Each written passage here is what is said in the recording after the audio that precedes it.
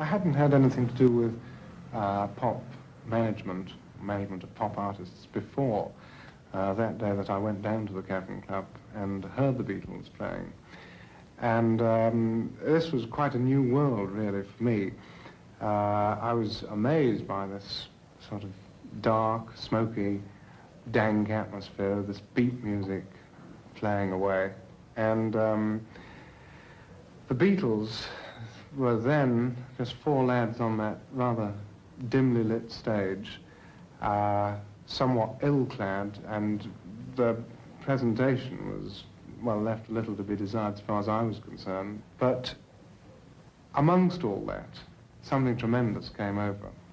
And I was immediately struck by their music, their beat, and their sense of humor, actually, on stage. We've been to Hamburg, and I think that's where we found our style. We developed our style because of this fellow there. He used to say, you've got to make a show for the people. And he used to come up every night shouting, "Mac Show." So we used to Mac Show, and John used to dance around like a gorilla, and we'd all, you know, knock our heads together and things like that.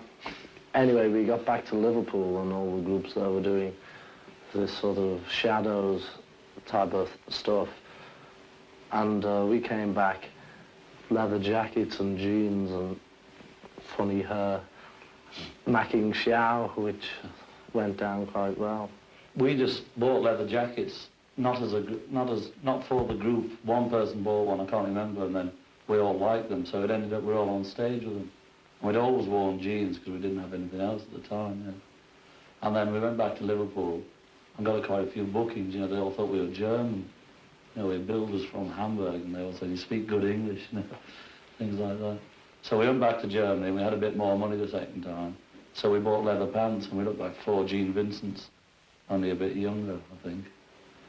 And that was it, you know, and we just kept those, the leather gear, till Brian came along. It was a bit sort of old hat anyway, all wearing leather gear. And we decided we didn't want to look sort of ridiculous, just going on, because more often than not, sort of too many people would laugh. It was just stupid. We didn't want to sort of appear as a gang of idiots. And Brian suggested that we just sort of wore ordinary suits. So we just got what we thought were quite good suits and just got rid of the leather gear. That was all. And your idea was pinched anyway. Oh yeah, I had my pants pinched anyway. We didn't laugh at them in Liverpool. We do like the fans and enjoy reading the publicity about us, but from time to time you don't realise that it's actually about yourself. You see your pictures and read articles about, you know, George Harrison, Ringo Starr, Paul and John. But you don't actually think, oh, that's me that I am in the paper.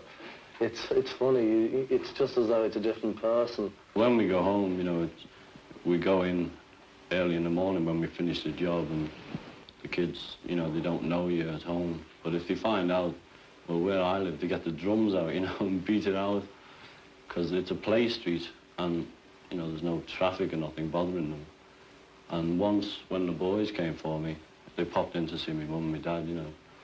We had to go out the back because, you know, there's 20 or 30 outside. And they wouldn't believe me, mother, you know, they'd knock in saying, "Can we have their autographs?" So it built up, you know, so much. There was about 200 kids all around the door, and they was peeping through the window and knocking, you know.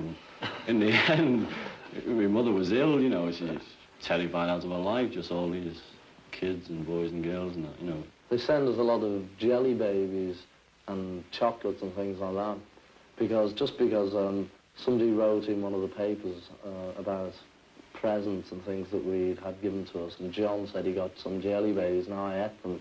But ever since that, we've been inundated. We had about 2 ton a night. But the main trouble is they tend to throw them at us when we're on stage. And once I got one in my eye, which wasn't very nice. In fact, I've never been the same since.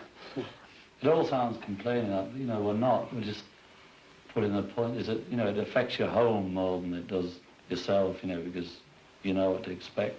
But your parents and your family, you know, they don't know what's happening.